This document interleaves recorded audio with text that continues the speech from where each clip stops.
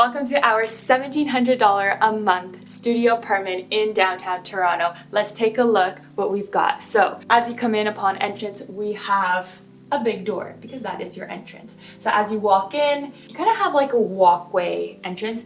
Also, this is a 314 square foot place. Square foot? Yeah, 314 square foot area that's technically livable. So let's take a look. So from the entrance, we have our walkway. In this walkway, it's quite narrow, not too narrow. We have our closets that are for jackets. Yeah, and extra storage if you want. And we've got a little mirror. And then as you walk in, to your right here, you have your bathroom. The bathroom is somewhat spacious, very simple. You got your bathtub, your toilet, your sink, your extra toiletries. Again, very simple, nice tile floors. And yeah, that's the bathroom.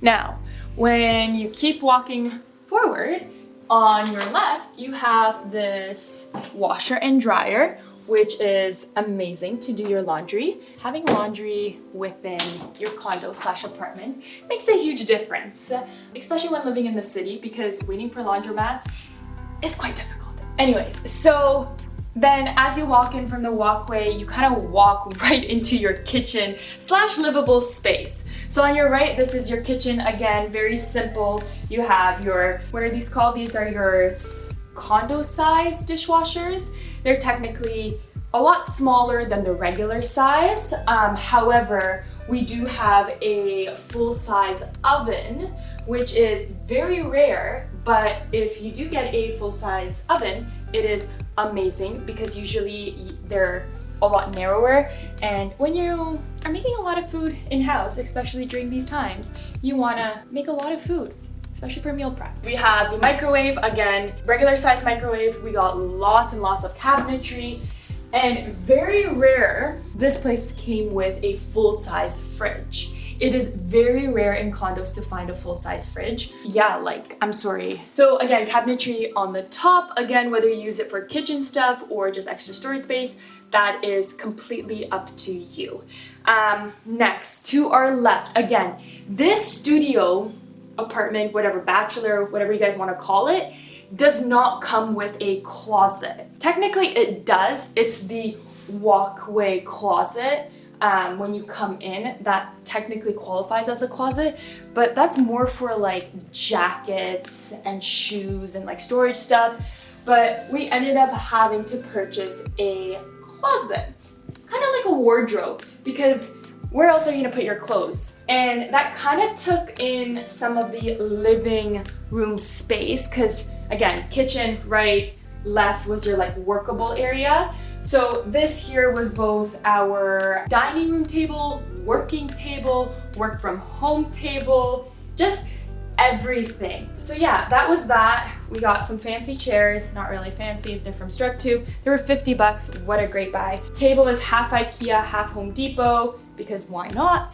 And we did have pictures, we had a lot of things going on, just to make the place more comfortable, livable. Anyways, so to take you in to this side of the place, we have, again, a small little walkway. Again, we've decided that the bed only makes sense this way in terms of how we wanted to do our daily activities. Because if you wanted to throw in like a quick workout, this would be like a workout. Even if you had the bed this way, you wouldn't have that basically comfortable walkway, because you wanted to basically make this studio feel as big as, basically as big. So we've got the bed. Unfortunately, we are moving, so this is not really the ideal setup, but that is okay. That's why there are some stuff here, some stuff not, but that's completely fine. So anyways, we kind of have a small mirror here. We had a little like TV setup with like our Sonos speakers. We had a little utility cart for our alcohol, like your cocktail. I ended up actually having like my fruit bowl down there, a little plant situation. Anyways, yeah, so then that brings you towards this side, more little like fun stuff on the right. So again, here we have a little bit of plant fixtures. We had a little like baskets and stuff to just hold more storage, because you just need storage. Again, but we still wanted to make that like minimal feel. Again, one tip is if you do live in a studio bachelor apartment, paint your walls white. It actually makes the place a lot bigger, which is perfect when you want to feel that big space. I don't even know what to say. Anyways, so with that, you come over to your balcony. We are facing east in this situation, and we are literally in the heart of Toronto. We've got Yonge and Dundas Square literally right to your left. Like, you can actually see it. I will point there. Again, we didn't spend too much time out here. We made it very small. What is this, like 100 square foot? Not even. 50? So yeah, it's about 50 square foot of a balcony. Again, very tiny, but we had a few plants down there. We had little 2 chairs, a little table. Don't mind the yoga ball, the Bosu ball, because that's where we stored it. Anyways, that is your view.